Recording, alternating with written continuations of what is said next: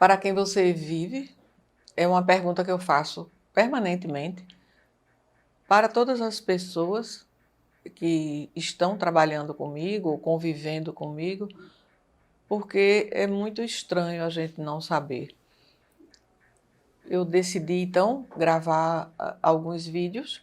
Nós vamos dividir em etapas, vamos colocar no YouTube para que vocês aprendam alguns questionamentos, para que vocês observem algumas coisas em vocês, nas companhias, no processo de trabalho e vamos questionar, né? Vamos começar a entender para quem você vive. Quando você se olha no espelho, consegue responder de forma consciente e objetiva quem sou eu? Às vezes as pessoas têm muita dificuldade de se olhar no espelho físico, inclusive, porque no espelho psíquico é muito mais difícil. O que é olhar no espelho psíquico? Seria uma introspecção, uma reflexão, como eu coloco assim, um diálogo interno. Se as pessoas não se olham nem no espelho físico, dificilmente vão fazer esse mergulho na subjetividade. Mas é extremamente importante que as pessoas comecem a entender quem elas são de fato e o que é que elas pretendem com o processo de vida. Vamos começar a conversar um pouco sobre isso nesses nossos vídeos, né? E vocês vão entender para onde nós devemos ir, como é que nós estamos processando. Então, você conhece seu mundo interno? Como sua mente funciona e quais são as suas características? Então, quando eu falo do mundo interno, eu estou exatamente falando da subjetividade. Eu estou falando do que é você de fato, quais são suas características. Então, como sua mente funciona e as características, existe inclusive um estudo sobre isso, que é extremamente interessante, que é o estudo dos perfis psíquicos, mas nós não vamos adentrar nesse momento com tanta profundidade, mas mais adiante vamos falar um pouco sobre isso.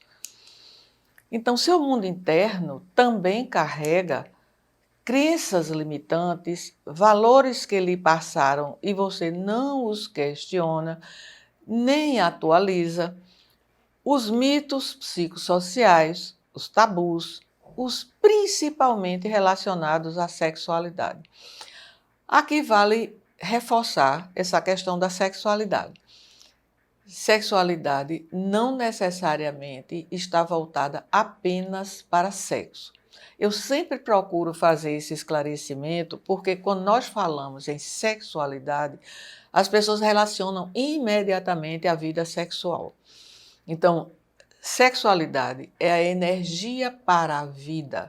Se você está fazendo uma atividade esportiva, se você está trabalhando, você convivendo com as pessoas, você convivendo consigo mesmo, você num relaxamento e também na sua vida sexual. Então, quando eu digo que as pessoas carregam essas crenças limitantes, esses valores que as pessoas passaram, e quando a pessoa se torna adulta, ela não avalia isso, ela não atualiza esses conceitos para ela. Ela não percebe assim, por que me contaram isso? Será que isso é verdadeiro? Ou isso é um tabu? Será que isso não tem uma coisa a ver com mito, que as pessoas carregam dentro da cultura? Então a pessoa não faz esse tipo de avaliação. E automaticamente esses conceitos culturais, sociais, familiares e religiosos, eles precisam ser esclarecidos. Então vamos passar um pouquinho pelas crenças. Elas são culturais, sociais, familiares e religiosas e elas nos aproximam ou afastam dos contatos e das ações. Então, quando eu recebo uma crença, não é assim que mulher se veste, por exemplo. Então, eu carrego isso para tudo que eu faço, para os meus contatos, para as minhas ações e critico as outras pessoas. Então, se eu não posso fazer, por que que a outra pessoa pode? Se eu não tenho como me vestir dessa forma, o vestir está sendo um exemplo apenas, mas existem outras crenças, tipo assim, mulher não faz isso, essa aqui é a atitude de homem. Então, são crenças muito fortes e muito pesadas que, às vezes, ou a maioria das vezes, se a gente puder dizer, afasta a pessoa de contatos. Então, você não precisa ter contato com uma pessoa que não é da sua classe social ou que não tem seu nível cultural. Então, como é que essas pessoas se relacionam? Essas crenças, elas passam a ser verdades que nos são transmitidas pelos adultos que nos orientam, quer dizer, aqueles inicialmente, quando nós nascemos, éramos crianças, e às vezes eles apenas orientam porque eles estão dirigindo a situação. Nem sempre eles estão educando. E passamos a olhar e conhecer, classificar o mundo pelo olhar deles. Então a criança não nasce sabendo absolutamente nada, mas ela vai conhecer o mundo pelo que o adulto apresenta. Então, aqueles adultos iniciais, pai, mãe, o avô, a avó, aqueles que cuidam da criança, passam os conceitos que eles têm.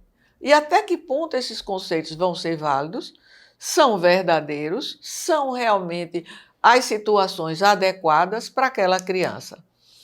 Então, um olhar carregado de conceitos e preconceitos, não só preconceitos no sentido de impossibilidades, mas de conceitos anteriores, influenciam e interferem no modo como passamos a agir no ambiente e na nossa vida.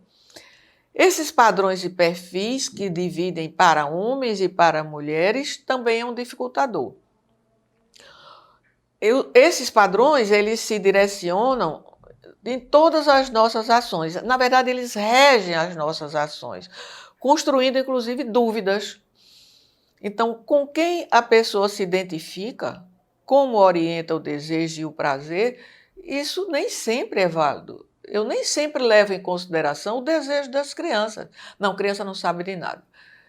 Muitos adultos dizem isso. Elas não conseguem entender as coisas, elas têm que fazer o que a gente manda. Então, nós vamos fazer um pequeno intervalo e depois seguir com os outros conceitos.